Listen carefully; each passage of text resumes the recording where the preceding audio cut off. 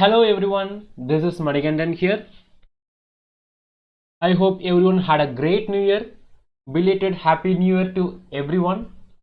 Let's get started with today's lessons. Today's lesson is elimination of defense by diverting. Till now we have learned about capturing and chasing away in elimination of defense. Today we will be learning about diverting.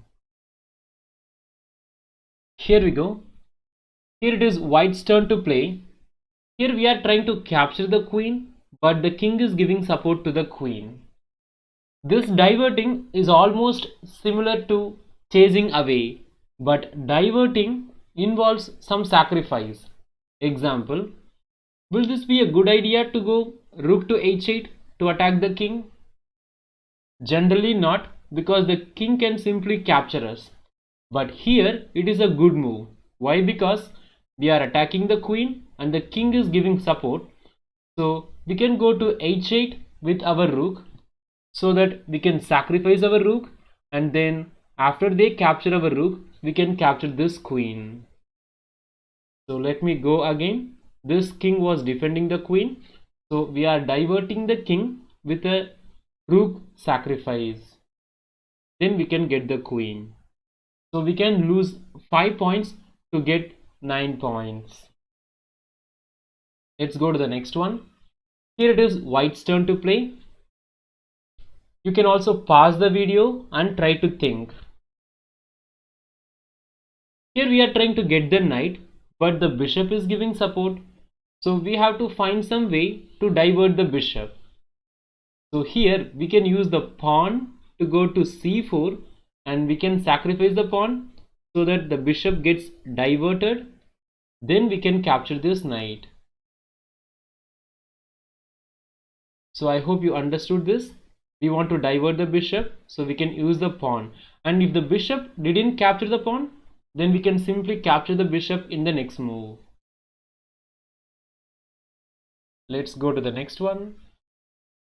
Here it is black's turn to play. Just try to look at the piece contacts.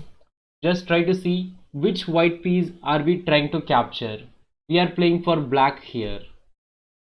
You can also pause the video and think for black. Here we are trying to capture the white rook, but the king is giving support.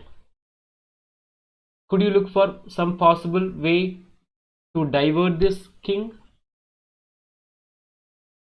There are two possibilities, bishop to b5 or bishop to g2. If we go bishop to b5, they can escape with bishop to e2. And even if we capture this, they have a support, and again even if we capture, the king can capture back. So it will be like kind of equal exchange. So we don't want to do this. And how about bishop to g2? This one looks like a bad move because king can simply capture us, but that's what we want. We can sacrifice our bishop on g2 so that we can capture the rook after that.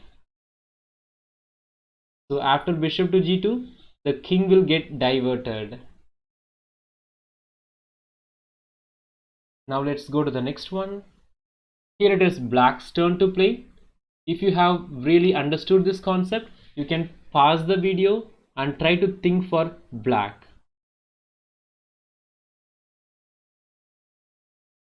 Here our black queen wants to get the white queen, but they have a support. So we have to find some way to divert this king. And remember, the black pawns are coming down. So black can move this pawn to h4 so that he can attack the king, and then after the king moves somewhere or he captures the pawn, we can get this queen for free. Let's go to the next one. Here it is white's turn to play.